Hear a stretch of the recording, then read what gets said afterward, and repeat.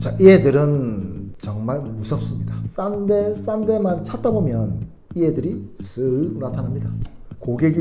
금액이 너무 저렴하면 소비자의 마음이 움직일 수밖에 없습니다. 정말 눈물 납니다. 잠 못 잡니다. 한 10년 늙습니다. 이런 일 안 당하시려면 사기치는 인테리어 업체 유형 2탄. 안녕하세요. 23년간 900곳 이상 인테리어 시공 경험을 가지고 있는 인테리어 연구소 김박사입니다. 자, 오늘은 지난 시간에 이어 인테리어 사기치는 업체 유형 2탄에 대해 말씀드리겠습니다. 지난 시간에는 첫 번째 후기 조작 업체, 두 번째 먹튀하는 업체에 대해서 말씀드렸습니다. 아직 못 보신 분들은 앞 영상을 참고해 주시기 바랍니다. 자, 오늘은 세 번째 AS 누구세요?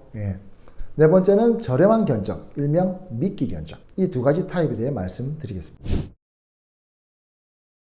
자, 세 번째 AS 누구세요?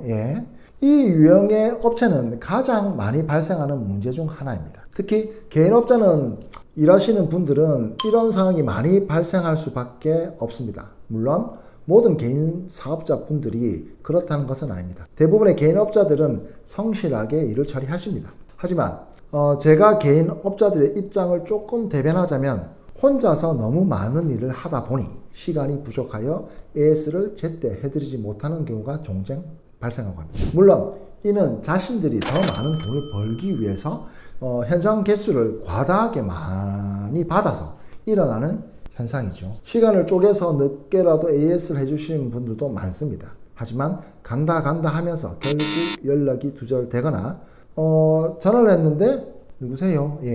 갑자기 다른 사람이 전화를 받아서 전화번호가 바뀌었다고 하는 경우도 있습니다. 이런 상황에서는 방법이 없습니다. 일이 바쁜데 법적 대응을 하려니 소비되는 시간과 스트레스 엄청납니다. 그래서 이 또한 지난 시간에 말씀드린 것처럼 해당 업체에 직접 방문하여 계약을 체결하시고 업체가 7년 이상 운영되었는지 확인하는 것이 중요합니다. 만약 공사 금액이 크다면 하자보증증권을 발급해 달라고 요청하시면 됩니다. 자, 그리고 참고로 많이 모르시는 분들이 많은데 우리가 면허가 없는 개인 사업자의 경우에는 건설산업기본법에 따라서 1,500만 원 미만의 공사만을 할 수가 있습니다. 자, 이를 염두에 두시고 계약을 진행하시면 더 안전하고 신뢰할 수 있는 인테리어 공사를 진행할 수 있습니다. 따라서 AS 문제를 방지하기 위해서는 계약서의 AS 조건을 명확히 기재하고 업체의 신뢰도를 미리 확인하고 AS를 제공하는 업체와의 소통을 원활히 유지하는 것도 중요합니다. 자, 마지막 네 번째, 저렴한 견적으로 일명 미끼 견적 업체입니다. 자, 이 애들은 정말 무섭습니다. 싼 데만 찾다 보면 이 애들이 쓱 나타납니다. 금액이 너무 저렴하면 소비자의 마음이 움직일 수밖에 없습니다. 왜냐? 거의 대출이니까요. 타업체보다 30% 정도 저렴한 경우 이는 마치 보이스피싱처럼 현혹되기 쉽습니다. 이러한 업체들은 자신만의 특별한 방법이 있다고 주장하며 모든 일을 직접 하겠다고 말합니다. 물론 직접 하시는 분들도 계시지만 저 또한 그런 방식으로 오랫동안 일해본 경험이 있습니다. 그러나 이러한 경우에는 공사 마감에 대한 한계가 존재할 수밖에 없습니다. 일단 계약을 하고 공사가 진행되기 시작하면 공사비가 급격히 늘어나는 경우가 많습니다. 저도 이런 케이스를 몇 번 보았습니다. 이러한 사례들의 특징은 견적서가 모호하고 도면에 표기의 내용이 명확하지 않다는 점입니다. 일단 공사가 시작되면 원래는 갑이었던 소비자가 을이 됩니다. 공사를 중단할 수도 없고 또 다른 문제가 생길까봐 걱정되어 결국 마무리까지 끌려가게 됩니다. 심지어 공사비가 처음 견적보다 2배 이상 나오는 경우도 봤습니다. 정말 눈물 납니다. 잠 못 잡니다. 한 10년 늙습니다.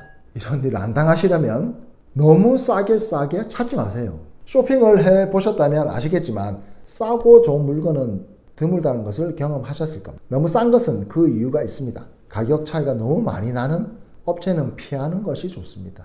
그리고 요즘은 3D 프로그램들이 많이 보편화되어 있습니다. 이를 통해 인테리어 결과물을 미리 확인할 수 있습니다. 이는 공사 중 발생할 수 있는 문제를 미리 방지할 수 있는 좋은 방법입니다. 또한 모든 내용을 기록하는 것도 좋습니다. 기록으로 남기는 것이 좋고 통화보다는 카톡이나 문자로 자료를 남겨두는 것이 좋습니다. 이는 이후 발생할 수 있는 분쟁을 예방하고 문제가 발생했을 때 증거로 활용할 수 있습니다. 자, 지금까지 4가지 중요한 사항을 말씀드렸습니다. 아마 많은 분들이 이미 들어보신 내용일 수도 있습니다. 책을 사도 아는 내용들이 많은 것처럼 오늘 말씀드린 내용들도 익숙하게 느껴질 수 있습니다. 그러나 이 내용들은 단순히 남의 일이 아니라 앞으로 여러분 자신에게도 일어날 수 있는 일상적인 인테리어와 관련된 문제들입니다. 이처럼 인테리어 공사를 진행할 때 주의해야 할 점들을 잘 기억해 두시면 불필요한 스트레스, 비용을 줄 수 있을 것입니다. 앞으로도 여러분께 도움이 되는 실생활에 직접적으로 적용할 수 있는 인테리어 관련 정보들을 준비해서 다시 만나 뵙기를 기대합니다. 오늘 영상이 도움이 되셨다면 좋아요, 구독, 알림 눌러주이소. 감사합니다. 인테리어 연구소 천박사였습니다.